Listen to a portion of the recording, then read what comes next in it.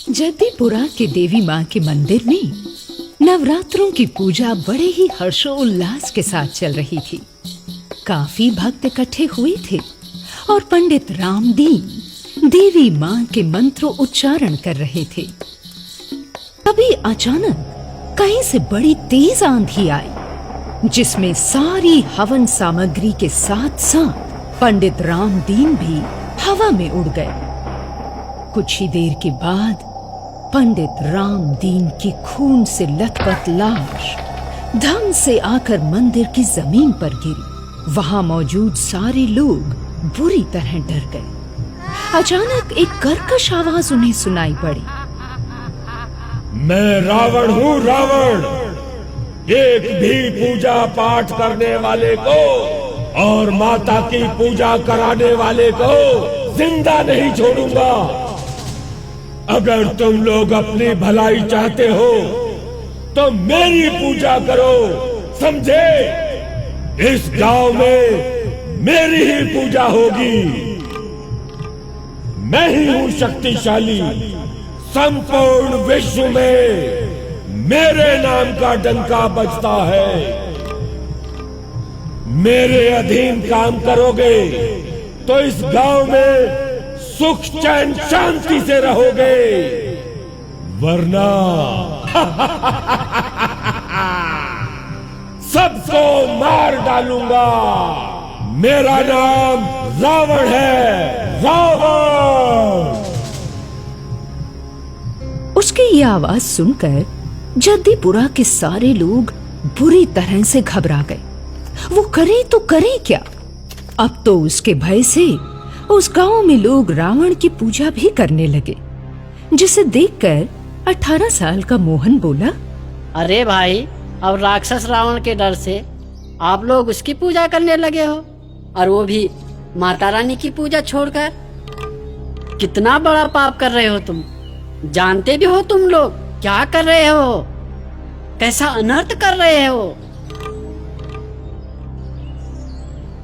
देख भाई मोहन, अब तू जो भी समझना चाहता है समझ ले, पर हम उस शक्तिशाली रावण से नहीं निपट सकते। उसका मुकाबला नहीं कर सकते हम साधारण लोग। तो फिर भलाई इसी में है गांव वालों की कि उस भूतिया रावण की पूजा करके अपने दुखों से पीछा छुड़ाएं, अपनी मुसीबत से पीछा छुड़ाएं। क्या समझे? मैं तो कहता हूँ मोहन, तू भी ऐसा ही कर, नहीं तो तू भी मारा जाएगा उस पंडित की तरह। क्यों फिजूल की बातें करते हो? भगवान से बड़ा और कोई नहीं हो सकता धरती पर। इस पर उसके दोस्त अमित ने तर्क दिया। अरे तुमने देखा नहीं क्या, जब हवन चल रहा था किस तरह से जोर की आंधी आई और हवन सामग्री को और पंडित रामदीन को भी अपने साथ उड़ा ले गई। इतनी पावन जगह पर हवन चल रहा था, लेकिन माता दुर्गा ने कुछ भी नहीं किया उनके लिए। अब बोल। मैं तो उस भूतिया रावण से बिल्कुल नहीं डरता, और तुमको भी उससे डरने की जरूरत नहीं है।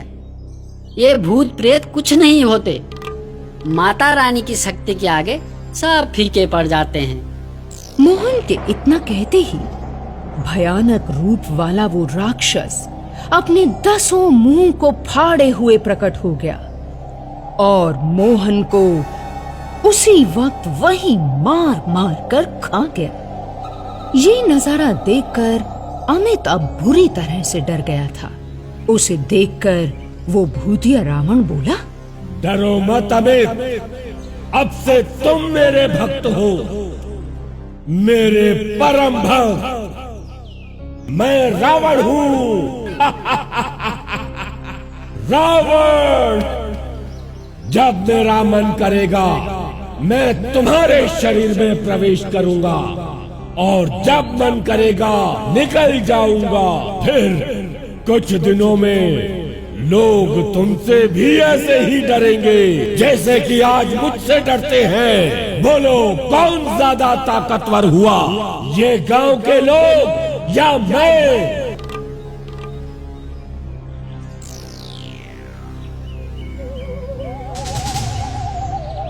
अब अमित अपने शरीर में से रावण की आत्मा को निकालने के लिए एक और मंदिर में गया जहां पर माता रानी की भेंटें गाई जा रही थी। उसे पूरा यकीन था कि वहां पर उसका काम जरूर बनेगा। वो जैसे ही मंदिर के अंदर घुसा कि रावण की आत्मा वहां फिर से प्रकट हो गई। रावण की आत्मा ने वहां मौजूद हर आदमी से कहा, देखो, मैं रावण हूँ, रावण। अगर पूजा करनी ही है, भेंटें गानी ही है, भजन कीर्तन करना है ना, तो मेरा करो। क्या करेगी तुम्हारी माता रानी? अब तक तो गांव वालों का भला किया नहीं, अब कौन सा कुबेर का खजाना ले आएगी वो? माफ कर दीजिए, आप जो कोई भी हैं, कृपया यहाँ से जाइए। हमने आपका कुछ नहीं बिगाड़ा। आप माता रानी की पूजा में विघ्न डाल रहे हैं। अच्छा, विघ्न? मैं पूजा में विघ्न डाल रहा हूँ? कितनी बार तुम्हें चेताया है मैंने, माता रानी की पूजा को बंद करके मेरी पूजा करो। अगर अपने बच्चों की सलामती चाहते हो तो बंद करो ये भजन कीर्तन, वरना एक एक को मारकर खा जाऊंगा। और ऐसा हुआ भी। पुजारी के विरोध करने पर उस राक्षस ने उस मंदिर के पुजारी का काम तमाम कर दिया।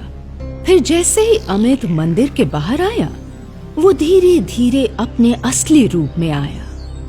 असली रूप में आने के बाद लोगों ने उसे पकड़ लिया और पुलिस के हवाले कर दिया, जिससे उसे उम्र कैद की सजा हुई। अब वो एक कैदी के रूप में सिटी जेल में सजा काट रहा था। वहां मौजूद एक दूसरे कैदी ने उससे कहा, नया नया कैदी आया है, हैं? पुजारी का खून करके आया है? अबे यार, क्या पड़ी थी तुझे खून करने की? ये सुनते ही अमित के शरीर में एक बार फिर से रावण की आत्मा प्रवेश कर गई। वो बोली, हाँ हाँ, मारा है, और अब कान खोल के सुनो। इस जेल में मौजूद हर इंसान को मार डालूंगा, किसी को नहीं छोड़ूंगा, किसी को भी नहीं। मेरा नाम रावण है, रावण। ऐसा कहकर उसने मौजूद वहां सारे लोगों को मार दिया।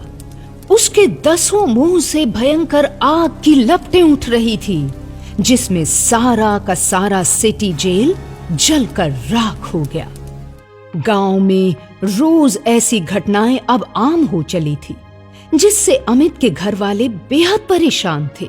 वो एक ऐसे तांत्रिक की तलाश में थे जिससे अमित को मुक्ति मिले और उस राक्षस रावण का भी काम तमाम हो जाए। फिर कुछ दिनों की तलाश के बाद उन्हें शिव जी का एक भक्त मलंग तांत्रिक बाबा मिला, जिसने उन्हें गांव की सारी स्थिति वहीं बैठे बैठे बता दी। उसने कहा कि जदीपुरा गांव में ये रावण राक्षस जब तक है, तब तक ना अमित का भला हो सकता है और ना ही गांव वालों का। उसने फौरन देवी मां की पूजा की तैयारी करी और फिर कहा, दशहरे का दिन, विजयदशमी का दिन अति पवित्र दिन है। ये त्याग और तप का दिन है। यही दिन उत्तम है रावण को उसके असली लोक में भेजने का। मुझे मेरे लोक में भेजोगे? रावण को रावण के लोक में भेजोगे? इसके बाद तांत्रिक ने अपने हाथ में पवित्र जल लेकर अमित के ऊपर छींटे मारे। पवित्र मंत्रोच्चारण की शक्ति से उस रावण की आत्मा को कैद कर लिया, जिससे वो छटपटाकर इधर उधर भागने लगी और फिर अंततः रावण के पुतले में जाकर धूम धूम कर जल उठी। उसके बाद तो गांव के लोगों ने चैन की सांस ली और दशहरा धूमधाम से मनाया।